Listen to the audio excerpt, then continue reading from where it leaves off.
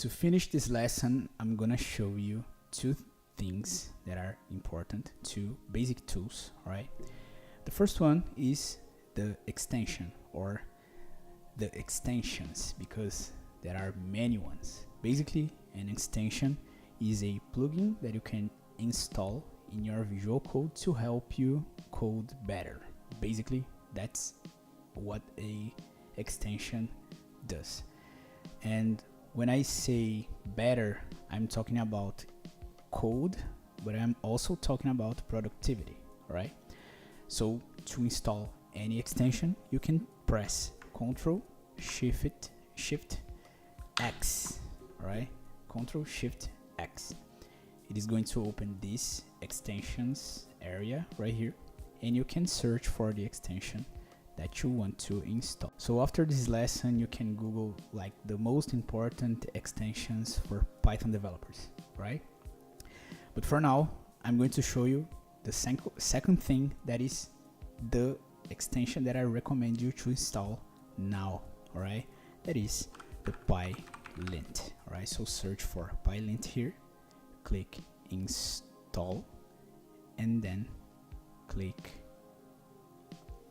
mine already installed, but you can click install and wait for it to install. So PyLint is an extension that helps you to write your Python code in a better way. What do I mean by that? Python has its own style of coding, right? There are some little rules that if you are starting programming right now, or if you are a programmer that knows other programming languages and you are starting with Python right now, you're probably going to face some situations where the details that you already know in other languages are not good in Python. All right, so for example, the name of the variables or the methods, the functions, that if you're starting now is something that you're gonna see, all right? Be patient. But if you already know how to program in other languages, for example, in Java, some objects, some functions, they use like camel case structure of writing, right? In Python, we use snake case, you know? So this is just an example, but PyLint helps you to write better code in general, both talking about the beautiful code, but also the functional code, right?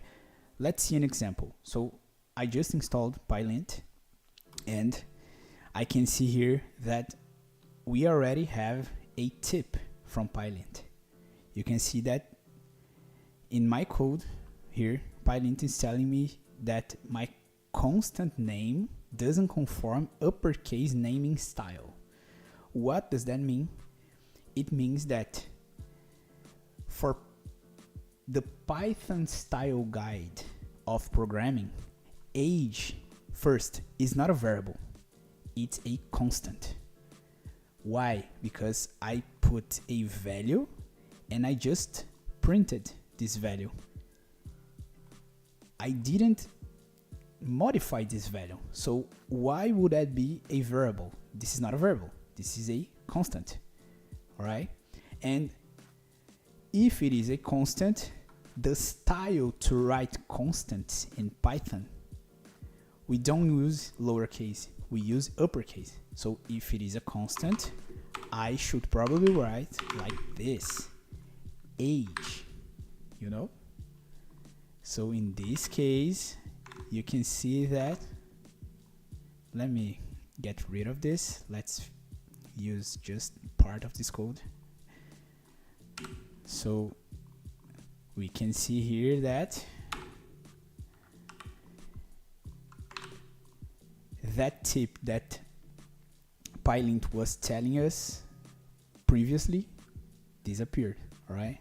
So from now on, this is gonna happen every time we write a code. PyLint is going to look and tell us, this is not good enough for Python. Change for another structure, change to another way, right? So it's not the same thing of autocomplete, but it helps a lot, right? Because you write your code and PyLint gives you a tip, a hint, right, to improve and to look more Pythonic. So these are the two things to finish our lesson. First, extensions. You can use it as a basic coding tool, installing extensions that makes your life easier, all right?